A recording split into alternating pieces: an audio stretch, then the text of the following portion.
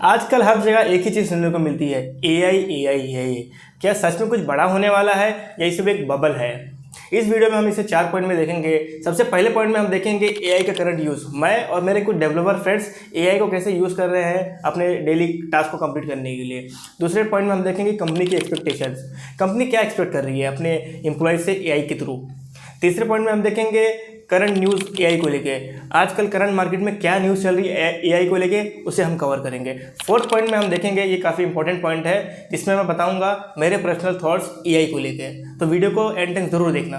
पहले पॉइंट की बात करें एआई के करंट यूज़। मैं और मेरे कुछ डेवलपर फ्रेंड्स एआई का डेली यूज़ कर रहे हैं, जैसे कि कोपायलट, कर्सर, चैटजीपीटी जैसे एआई टूल्स हमारे आईडीई के अंदर इंटीग्रेट हो जाते हैं। ये कोड लिखने में, डिबग करने में, टेस्ट केसेस लिखने में हमें काफ़ी हेल्प करते हैं। एग्जांपल के तौर पे अगर मुझे एक बेसिक फंक्शनैलिटी बनानी है तो मैं सिर्फ एक कमेंट लिखता हूँ कि create this API for me, तो एआई हमें पूरा कोड सजेस्ट कर देता है। टेस्ट केसेस लिखने के लिए भी हमें काफ़ी हेल्प करता है। पहले हम जो चीज़ मैनुअली लिखते थे, अब वो हमें एआई के थ्रू हमसे चीज़ें स्पीड अप करते हैं।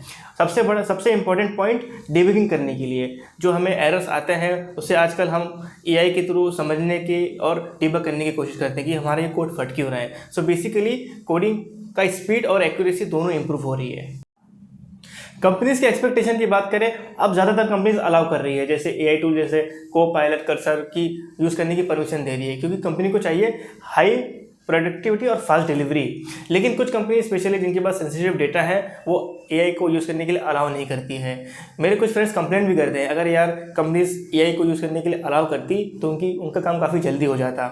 अभी के टाइम पर कंपनी मेनली चाहती है कि डेवलपर्स एआई का यूज़ करें बॉयलर प्लेट बनाने के लिए, टेस्ट केसेस लिखने के लिए, एपीआई डॉक्यूमेंट ये सब बनाने के लिए, बेसिक कोडिंग को बूस्टअप करने के लिए।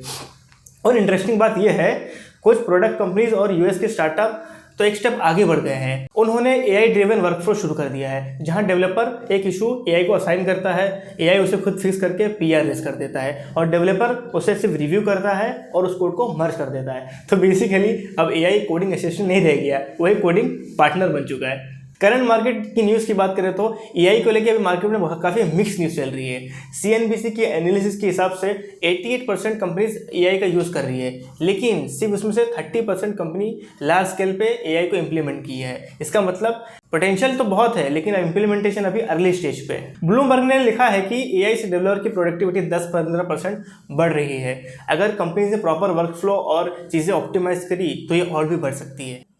एआई बबल को लेकर मार्केट में भी बहुत सारी न्यूज़ेस चल रही है। ट्विटर्स ने लिखा है कि major tech companies AI infrastructure के ऊपर $400 बिलियन ज़्यादा खर्चा कर रही है, बट रिटर्न अभी तक क्लियर नहीं है। ये एक पोटेंशियल एआई बबल का सिग्नल हो सकता है।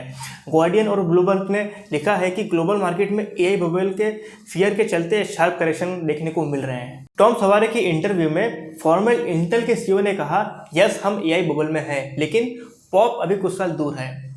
न्यूज़ के हिसाब से एआई एक एरा अभी शुरू हुआ है, लेकिन हाइप एक्सट्रीम लेवल पे है। बेसिकली कंपनी जितना इन्वेस्ट कर रही है उन्हें उतना रिटर्न में नहीं मिल रहा है।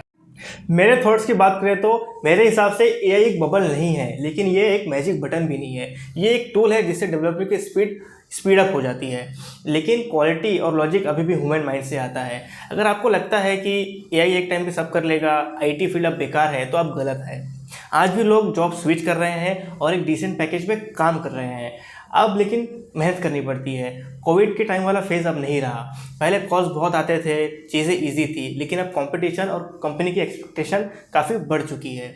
एग्जांपल के तौर पे अगर आप एक बैकएंड डेवलपर हो तो भाई सिंपल है, कंपनी एक्सपेक्ट करती है कि आपको AWS सर्विसेज का, डॉकर का, कुबरनेट का नॉलेज हो। आज के 20 साल पहले की बात करें, जब क्लाउड मार्केट में नया नया आया था तो कंपनीज ने, लोगों ने, सब ने डर के सोचा कि भाई अब तो डेटा सेंटर की नीड ही नहीं होगी। जब डेटा सेंटर की नीड नहीं होगी तो हम डायरेक्टली सर्वर्स अमेज़ॉन, अजूर से ले लेंगे। जब सर्वर अमेज़ॉन और अजूर से ले लेंगे तो फिजिकल सर्वर्स की कंपनी में रखने की कोई नीड ही नहीं रहेगी। जब फिजिकल सर्वर्स की नीड नहीं रहेगी तो डेटा इंजीनियर्स की नीड नहीं होगी, डेटा इंजीनियर्स की जॉब खत्म हो जाएगी। लेकिन क्या ऐसा हुआ?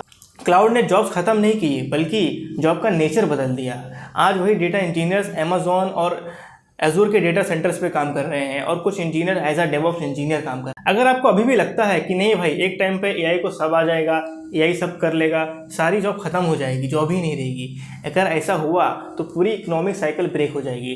दुनिया एक सिंपल साइकिल पे चलती है, लोग काम करते हैं, पैसा कमाते हैं, पैसा खर्चा करते हैं। ये एक इकोनॉमिक का बेसिक फ्लो है, आप इसे गूगल भी कर सकते हैं। अगर हम हिस्ट्री में जाए तो हर नई टेक्नोलॉजी पुरानी टेक्नोलॉजी को ख़त्म करती है, लेकिन नए रोल्स भी पैदा करती है। अगर हम हमारी केस की बात करें तो AI work flow designers, prompt engineers, AI trainers, data auditors, creators, thinkers, ये जॉब रोल्स हमें फ्यूचर्स में देखने को मिल सकते हैं। अगर कोई मुझसे पूछे कि मेरी आईटी की जॉब एआई की वजह से चली जाती है तो मैं क्या करूँगा, तो मैं किसी भी फील्ड में जाके देखूँगा कि किस में अभी डिमांड ज़्यादा है, उसमें जाके चीज़ें सीखना शुरू कर दूंगा और वहाँ चीज़ें सीख के वहाँ पे काम करना शुरू कर दूंगा। क्योंकि मेरा मानना ये है कि जो मेहनत करना जानता है वो कुछ भी अचीव कर सकता है। तो गाइज़, इस वीडियो को यहीं एंड करते हैं, मिलते हैं किसी नेक्स्ट वीडियो में। जब तक देखते रहिए, सीखते रहिए, क्योंकि एक दिन में नहीं होगा लेकिन एक दिन ज़रूर होगा।